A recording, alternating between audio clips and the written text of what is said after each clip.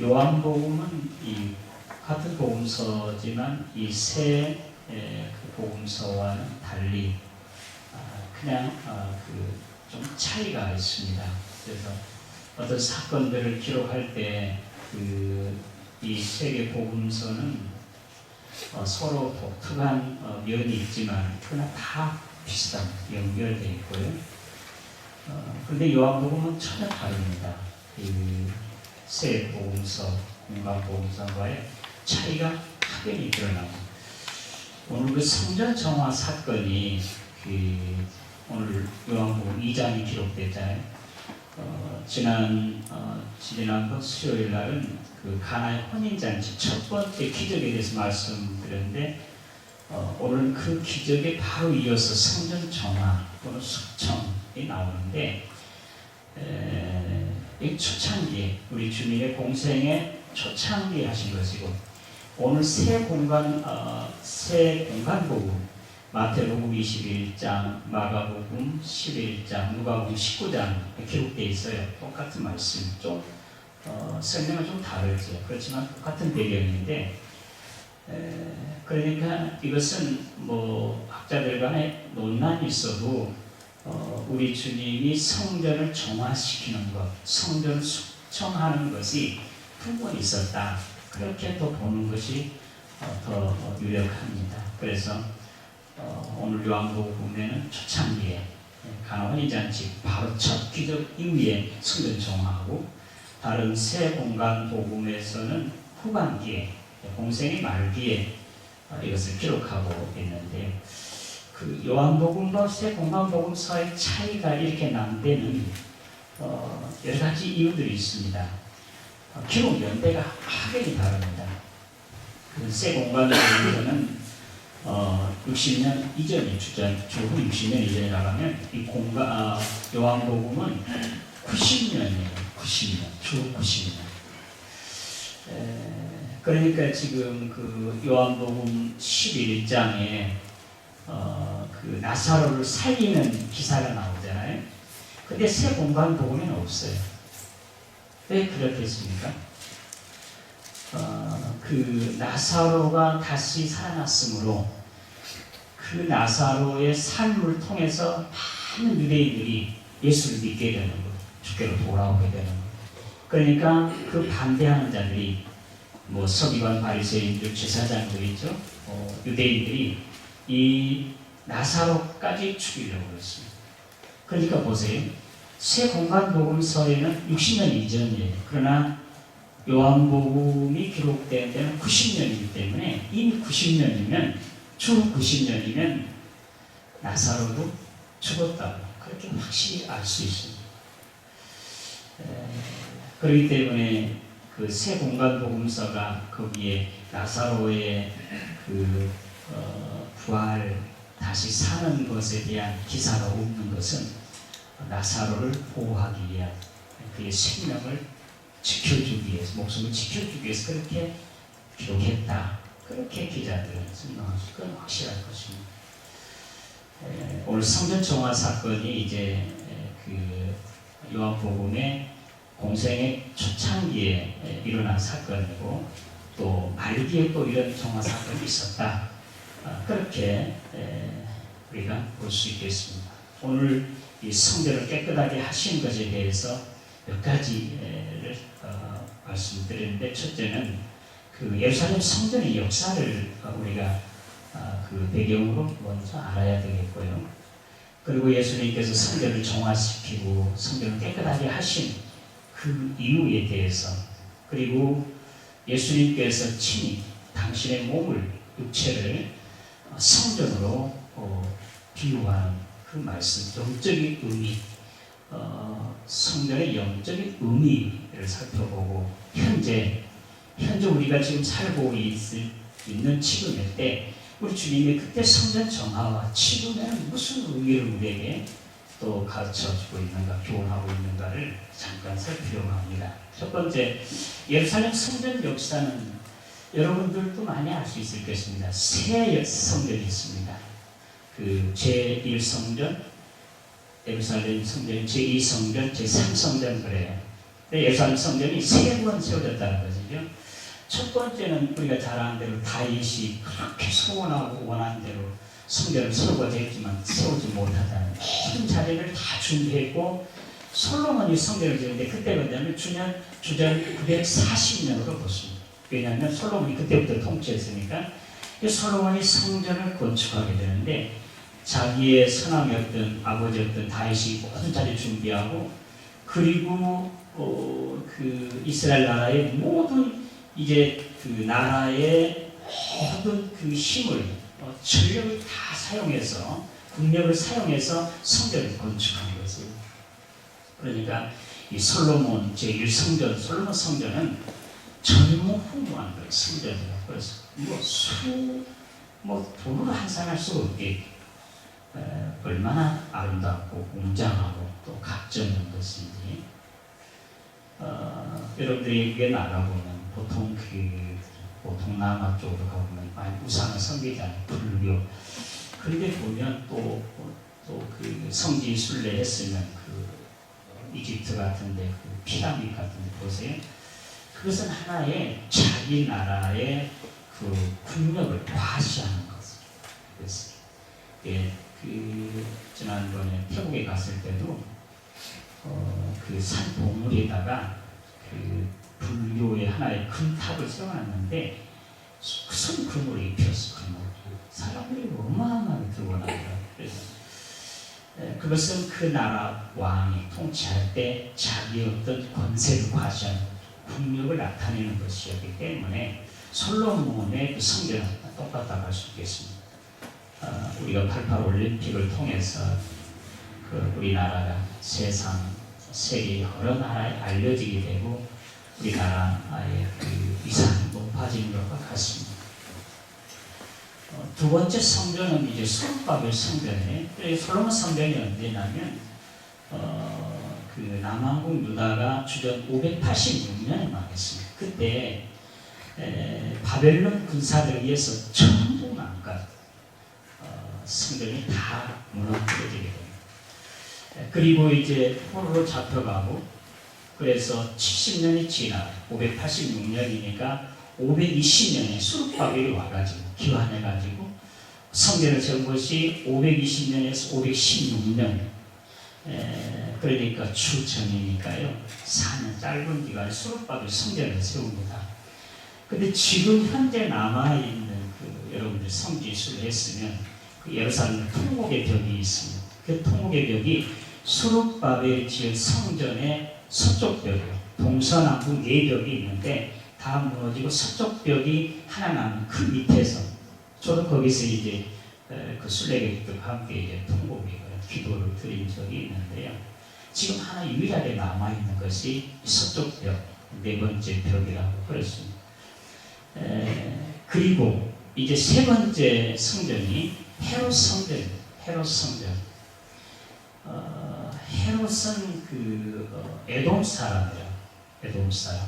이스라엘 사람들이 싫어하잖아요. 아브라함의 조카니까 친척 관계지만 유대인들이 싫어하는 자들이 바로 에돔 사람, 모압 가문 사람들인데 헤롯이 자기가 미움받는 그런 것으로 인해서 유대인들의 환심을 사기 위해서 예루살렘 성전을 복원시키는 것, 다시 재건축하는 것. 재건축이라고 하지만 주전 19년부터 헤롯 대왕이죠. 헤롯 대왕이 주전 19년부터 세워가지고 성전을 우리 예수님께서 오늘 나타난 이 성전을 헐라 그리하면 내가 사흘 만에 다시 세우리라고 하신 말씀이 유대인들이 그러잖아요. 아니 성전을 세웠지 지금 46년 걸쳐서 지금 이렇게 됐는데 성전이 됐는데 내가 이 성전을 다시 3일 만에 짓겠다고 하는 말이냐 어디 그런 화학적인 말을 하느냐 그런 이야기죠. 그러니까 주전 19년에 이 헤롯 대왕이 수르바벨 성전을 이제 복원하는 것이죠. 그걸 그대로 있으면서도 그걸 더 확장시키는 것, 재건축하는 것. 그런데 이 수르바벨 성전은 거의 없어지고 헤롯이 지은 성전이 더 완전하게 크고 웅장하게 이렇게 완성이 되어져 가는데 그때가 주 27년, 우리 주님께서 성전 정화할 때 이때 46년이라는 것이 27년, 그때까지 성전이 19년 전에부터 주전 19년부터 세워지기 시작했다가 겉에는 거의 다 완공되었겠죠. 그래서 거기서 예배드리고 제사하는 그런 행위를 했을 것이고 계속 이제 소개를 이제 뭐 부분들을 새로 이렇게 다듬고 새롭게 세우고 그렇게 한 것이 계속 되어진 거죠. 그래서 27년, 그러니까 19년에서 27년 이걸 합하면 46년, 46년에 헤롯 성전 제3성전이 이제 거의 다 완공되지 않았다. 언제 완공됐냐면 83년, 그러니까 그 63년째, 그러니까 63년, 주 63년, 19년부터, 주전 19년부터 지어가지고 63년이 얼마입니까? 83년인가? 64년이니까 헤롯 성전이 83년 걸쳐서 세워진 그 성전. 그 이후로도 계속 보수 작업하고 더 채우고 해가지고. 그런데 그 성전이 주후 70년에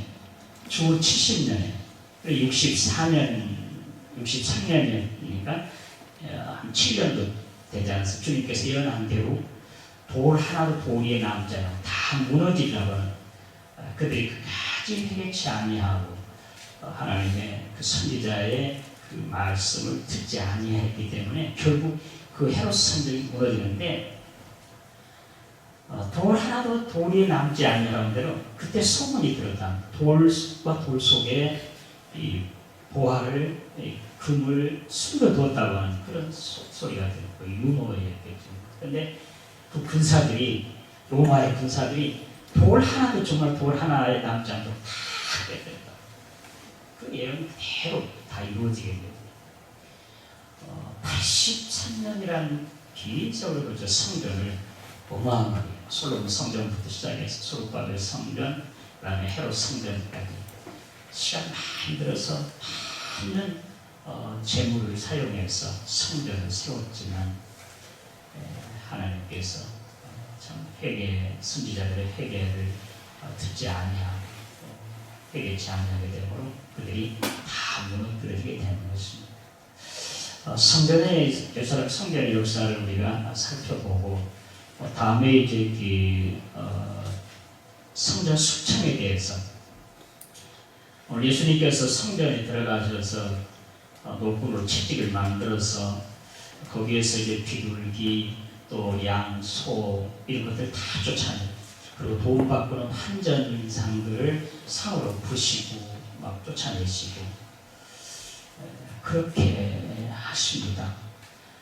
이것은 바로 우리 주님께서 하나님의 거룩한 성전, 그래 주님이 그러잖아요. 내 집은 만민이 기도하는 집이다. 그런데 강도의 교회를 만들었다. 그럼 하나님께서 우리가 주의 성전에서 예배하는 이 참 마음 중심을 원하십니다. 겉의 형식, 외식 이것 하나님을 원하시지 않아요. 정말 마음 중심에서 진정으로 하나님께 예배를 드리는 걸 하나님 원하시기 형식적인 제사에 대해서 분노하실 것이라고 할 수 있겠습니다. 예수님께서 제사는 마음 중심으로 드려야 한다는 것을 늘 강조하셨습니다. 그러니 지금 예루살렘 성전에 들어가니까 그게 완전히 달라졌어요. 그것이 아니었습니다. 그래서 오늘 성전을 정하시고 모든 것들을 숙청하는 것입니다. 6월절에 1년 된 양 원하시죠. 하나님께서 1년 된 소, 양을 원하시는데 그것은 바로 흠 없이 기른 정성을 원하는 것. 다리가 절지 아니하고 눈이 삐지 아니하고 그리고 털이 빠지지 아니하고 색깔이 변하지 않고 이러한 순서 깨끗한 1년 된 양을 하나님께서는 바치기를 원하십니다. 1년을 요구하는 이유도 이번 6월절에 제물로 바쳤다고 하면 그 6월절 때 낳은 양이 다음 6월 1년마다 2월절 되니까 다음 6월절 때까지 1년 된 것이 이제 제물로 사용되는데 그 1년 동안 그 양을 치면서 어떻게 하겠습니까? 이것은 내가 내년 6월절에 제물로 바쳐질 것이다 하고 항상 주시하고 조심하고 내를 건널 때나 들을 다닐 때나 산을 다닐 때 항상 조심하고 하나님은 그걸 원하시는 거죠. 그래서 그 정성, 그 마음 중심을 하나님께서는 드리기를 원하셨기 때문에 1년 된 그 양을 하나님께서 바치시기를 원하신 것입니다. 그런데 1년 동안 이제 이렇게 정성스럽게 이제 양을 길러서 흠이 없이 키웠다 해도 지방에 있는 사람들은 그 양을 데리고 가야 되잖아요. 예루살렘으로. 예루살렘 성전에서 제사를 드리니까 1년에 3번 성인 남자는 의무적으로 성전에 가야 돼요. 6월 때는 당연히 한 절기 제사를 드려야 할 때인데 양을 1년 동안 아주 자식처럼 그렇게 돌봐서 흠없이 키웠다 해도 예루살렘 성전에 가지고 오면 흠이 있을 수 있습니다. 데리고 오다가 넘어질 수도 있고 일 수도 있고. 그런데 이제 그 예루살렘 성전에 오면 그 제사장이 거음을 해요. 거음을. 제사장이 흠없다 됐다고 통과를 시켜야 도장을 이렇게 찍어야 그 제물로 드려지는 거예요. 근데 그 정성을 다 해가지고 왔는데 거기서 그냥 태자를 맞아요. 그리고 어떻게 하겠습니까? 그래서 이제 거기 예루살렘 근처에서 양을 키우던 자 그들에게서 사고 또 그들이 또 상인들이 이제 제사장과 이제 결탁을 하는 것이죠. 결탁을 해가지고 만약에 양이 10만 원이면 양을 살 수가 있습니다. 그렇다면 거민을 찍고 하나님께 바칠 제물은 10만 원이 아니라 30만 원, 50만 원 된다. 실제로 그렇게 됐다. 그러니까 어떻겠습니까? 양을 이제 1년 동안 정성스럽게 키우는 것도 없지요. 또 예루살렘에 오면 그 양을 사야 되는데 제대로 10만 원짜리 하던 양을 30만 원, 50만 원 주고 사야 되는지 또 그것도 제사장이 이제 공의를 맡아야 안 되니 KS만 지켜줘야 되니 갖가지 비리가 거기에 들어가게 되는 거예요. 그리고 이 성인 남자는 성전세례, 반세례. 성전에서 그 세계를 바꾸는 거죠. 환전상이 거기에서 필요하고 그리고 그 제물을 바치는 그 양은 동쪽 문에서 또 스데반이 거기서 순교를 당했다고 해서 스데반 문이라고 하고 동쪽 문이라고 양의 문이라고 하는데 거기서 이제 하다가 점점 그것이 가까이 오더니 성전 속으로 들어가 성전아. 그리고 오늘 주님께서 보시니까 바로 이런 사건이 벌어진 거예요. 예? 하나님의 전에 예물을 바치기 위해서 정말 주의 전에 올라가자고 했을 때 마음이 기뻤다고 하는 그 다윗처럼 시인처럼 그렇게 즐겁고 기뻐야 되는데 그냥 재물 때문에 염려가 되는 거죠. 무거운 짐이 되는 거죠.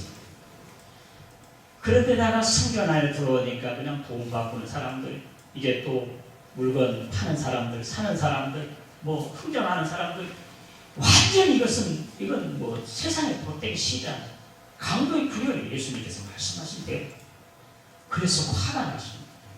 그래서 노고로 채찍을 만들어서 그 소, 양, 그리고 뭐 비둘기, 뭐 환전상들 다 치면서 이제 진노하시는 것이 성전 정화의 사건이라고 할 수 있겠습니다.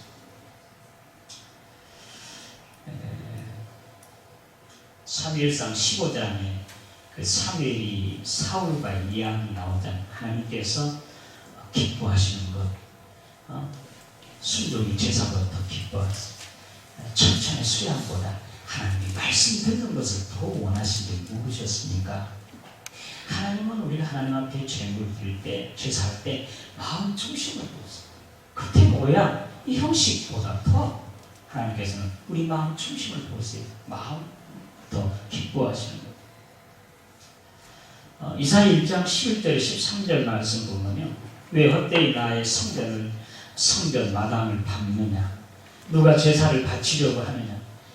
하나님께서 역겨워하시고, 왜 예비 제사겠습니까? 전혀 어떤 장사속 이권에 의해서 그냥 완전히 빠져가지고 마음이 있는 것이 아니라 어쩔 수 없이 하는 것들 때문에 선지자들이 그렇게 예언한 것이고, 오늘 주님께서 성전에서 그런 화를 내시고 성전을 정화시키는 그런 사건이 있었다고 할 수 있겠습니다. 제가 본 책에 이상근 목사님이 쓴 책인데, 일본에 그 산사가 많이 있다고 해요. 저는 안 가봤어요. 산사 제사 지내는 데잖아요. 근데 산사는 겉에는 아주 웅장하고 번쩍번쩍한다. 그런데 그 속에는 텅 비어있다. 그런데 깊숙 한 곳에, 우리 성전 같은 지성소라는 곳에 산채가 있다고 해요. 신채가 금이나 은으로 되어 있다. 그런데 어떤 경찰이 최근에 도둑을 잡았는데 그 신채 200개를 붙여. 200개. 아주 지는 겁니다. 왜냐하면 거기는 아무도 들어가지 못하니까, 텅 비어있으니까, 뭐 경계도 안 하니까 그 도둑이 그 훔친 것, 그것이 이제 경찰이 이제 발각된 것이죠. 생각해.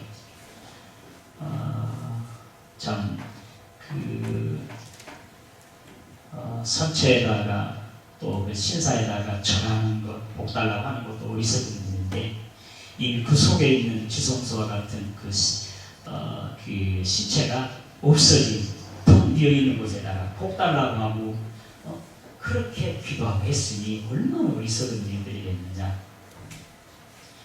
하나의 연관에서 그렇게 사례를 이야기해 주었습니다. 성전이 실행하는 의미,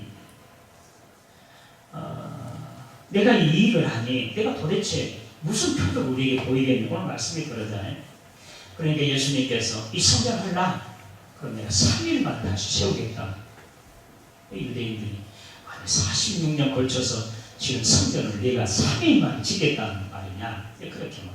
예수님께서 바로 설명이 나왔잖아요. 자기 몸을 이제 가리켜서 하신 말씀, 영적인 의미예요. 성전, 우리 주님의 몸이신 거예요. 이 성전을 하려 하는 것은 바로 주님 십자가에 못 박혀 죽이라는 것이에요. 주님 십자가 못 박혀 죽였잖아요. 3일 만에 다시 부활하셨잖아요. 3일 만에 다시 세우기라고 하신 대로. 그러니까 주님이 성전은 바로 주님의 몸이세요. 주님 자신이 있어요. 마태복음 12장 40절에 예수님께서 한 표적을 주겠다고 말씀하시면서, 어떤 표적? 요나의 표적을 주겠다고. 요나의 표적이 어떤 거지? 고기 뱃속에서 3일 동안 금식하면서 회개했던 것이잖아요. 그리고 토에 나가오잖아요. 그러니까 3일 무덤에 있다가 다시 부활할 것을 주님 말씀하시는 것을. 그래서 주님은 당신의 몸을 성전으로 똑같이 비유를 하고, 이미 또 성경의 기자들이 에베소 1장 23절, 고린도서 3장 16절, 6장 19절 다 교회는 주님의 몸이시다고, 성전 주님의 몸이다, 그렇게 말씀을 하고 있습니다. 그런데 그리스도가 계시지 아니한 성전, 아까 신사에 신체가 없는 곳에다가 200곳이든 거기다가 전하고 보고달라고 했던 것처럼, 사실은 우리 주님이 계시지 아니한, 주님이 중심하지 아니한 교회, 소용없는 것입니다. 아무리 그렇게 여기 마태복음 24장에 보면요, 제자들이 성전을 자랑하려고, 헤롯이 지은 성전이 그때 너무 의리하고 흥장하니까 선생님 보세요, 자랑하려고 이야기했는데, 내가 이 돈 내서 이 성전을 보느냐, 돌하라고, 돌이 있잖아, 다 무너뜨리게 되리라. 정말 성전이 하나님께 예배하고 하나님이 계신, 우리 주님이 계신 그 성전이 성전이지, 주님이 떠나버리는, 정말 주님의 뜻이 없는 그런 교회, 성전, 그건 아무 소용이 없다는 것을 친히 말씀하고 있습니다. 교회당 왜 성전이 됩니까? 이거 다른 건물과 뭐가 차이 있습니까? 십자가를 세워서 성전을 놔둬서 우리 성도들이 주님의 은총을 묵상하고 주 앞에 기도하고 주의 이름을 찬미하고 하나님 앞에 경배하기 때문에 성전이 아니겠습니까? 예수님께서 친히 두세 사람이 모인 곳에 내가 함께 있겠다고 약속하신 대로 우리가 주님의 이름으로 모여서 하나님께 찬송하고 기도하고 또 하나님의 말씀의 뜻을 찾고 그리고 사랑의 치료를 나누고 봉사하고 이렇게 할 때 이것이 바로 성전이고 주님의 몸이지. 만약에 주님이 여기 계시지 않는다고 하면 정말 주님께 진정으로 몸과 마음과 정성을 들여서 예배하고 찬송하고 기도하고 사랑의 교제하고 말씀 듣고 그것이 성전이에요. 주님이 성령께서 임재하셔서 주님이 거룩하게 하신 그것이 주의 성전이지 사람이 그냥 모인다고 해서 성전입니다. 주님의 교회라고 썼기 때문에 성전이겠습니까? 우리 교회가 항상 주님 앞에 거룩한 마음으로 경건되게 하나님께 은혜를 구하고 찬송하고 기도하고 또 주님의 말씀을 듣고 상고하고 사랑의 교제를 나누고 또 성령의 역사 따라서 우리가 함께 할 때 이것이 바로 성전, 주님이 거하신 성전, 영광 받으시는 성전이 되는 것을 믿으시기를 바랍니다. 고린도전서 3장 16절 너희가 하나님의 성전이고 하나님의 성령이 너 안에 거하신 것을 알지 못하느냐 너희 몸을 더럽히는 하나님께서 너희를 상하게 하시리라고 그렇게 말씀하고 있습니다. 우리 사람의 몸은요 영과 육으로 되어 있습니다. 이건 믿지 않는 사람 인상 똑같습니다. 보이지 않는 영이 우리 육체를 지배하잖아요. 머릿속에 생각하는 그 영이 내 육체 덩어리가 뭐 손이 하고 싶다 손이 하고 그 발이 가고 싶다 갑니까? 머릿속에 다 명령을 내리니까 영이 내 육체를 이끌어가 육체의 사람. 그러나 주의 영이 성령이 나를 지배하고 다스려요. 내 생각으로 통사로잡고 또 나의 삶을 주장하고 이끌어가시고 한다고 하면 이는 육체의 사람이 아니라 성령의 사람이고 성령이 거하시는 성전이 되는 것을 믿으시기를 바랍니다. 오늘 성령이 우리 안에 계셔서 나를 지배하고 나의 생각을 다스리시고 내 생 전체를 주관하시는 거룩한 성전이 되시기를 주님의 이름으로 기원합니다. 마지막 성전 숙청의 현대적 의미를 한번 살펴보겠습니다. 오늘 성전 숙청은 바로 우리 주님의 교회 숙청이라고 할 수 있겠습니다. 교회가 당시 성전이 그 은행이들처럼 또 참 타락한 제사장들이나 선지자들처럼 그들이 주님의 몸된 교회를 오로지 하나님의 영광을 위해서 하나님께 예배하기 위해서 받들어 섬기기보다 자기 이권을 채 자기의 몸을 높이고 굳건하게 세워서 명령하고 또 권위를 세우고 그렇게 하기 위해이기 때문에 오늘 주님께서 성전을 정말 깨끗하게 정화시키고 숙청시키는 거 아니겠습니까? 오늘 교회도 오늘 이 사건도 지금도 주님께서는 우리가 정말 주님의 거룩한 제단이 교회가 정말 순수하고 깨끗한 마음으로 은혜 같은 심정으로 정말 하나님의 놀라우신 은혜를 찬송하고 감사하고 또 주님께 기도하고 은혜를 구하고 그렇게 하는 거룩한 성전에 대해 그렇지 않냐고 세상적인 것들이 들어와가지고 세상의 어떤 지식이 또 어떤 세상의 계산이 또는 과학적인 방법이 어떤 이기적인 것들이 교회를 이렇게 지배하고 교회를 이끌어가게 한다고 하면 그건 주님께서 오늘도 여전히 정말 진노하시고 숙청하게 된다는 사실을 우리가 깊이 생각하고 정말 행여 우리 교회가 또 우리 마음이 그렇게 추한 것으로 더러운 곳, 장사 속으로 빠져있는 그 유대인들과 제사장들과 같이 그렇게 되지 않도록, 그래서 숙청당하지 않는 정말 주님께서 기뻐하시고 영광 받으시는 거룩한 그러한 주의 몸된 성전이 되기를 주님의 이름으로 기원합니다. 교회도 그러지만 우리 개인들 몸도 다 그렇습니다. 다 하나님의 성전들, 그의 몸을 가지고 하나님 앞에 영광을 돌려야지. 내가 내 몸이 내 것이라 내 원하는 대로 내 육체의 소욕대로 육정에 끌려서 그렇게 살아간다고 한다면 하나님께서는 숙청하죠. 정화시키실 것입니다. 너는 먼저 그의 나라와 그의 의를 구하라. 그리하여 모든 것을 너희에게 더하시라고 약속했습니다. 우리가 신앙생활하는 것은 전적으로 하나님의 의를 구하는 것은, 세상적이고 먹고 마시고 눈에 보이는 것은 그걸 바라야 되는, 그럼 그것은 덤으로 주시겠다 약속하는 것입니다. 우리가 주의 몸된 교회에서 신앙생활을 정말 하나님의 의를 이루고 하나님께 영광 돌리는 그러한 이제 삶, 그러한 것을 하는 우리 교회 성전 되기를 주님의 이름으로 기원합니다. 오늘 그 예수님께서 오늘 겸손하시잖아요. 근데 노끈의 체질을 만들어서 상을 뒤로 푸시고 비둘기나 또 그 소나 양들을 확 쫓아놓고 화를 내시는 것, 하나님 어린 양이 진노하는, 계시록 6장 16절 말씀 가운데 보면 어린 양이 진노하는 날이다. 정말 주님께서 다시 오실 때 심판할 때는 엄청 우리 오늘 상상할 수 없을 만큼 그 오늘 겸손하셨던 주님의 모습이 보이지 않으면 정말 진노하시고 무서운 심판하시는 모습을 우리는 볼 수가 있을 것입니다.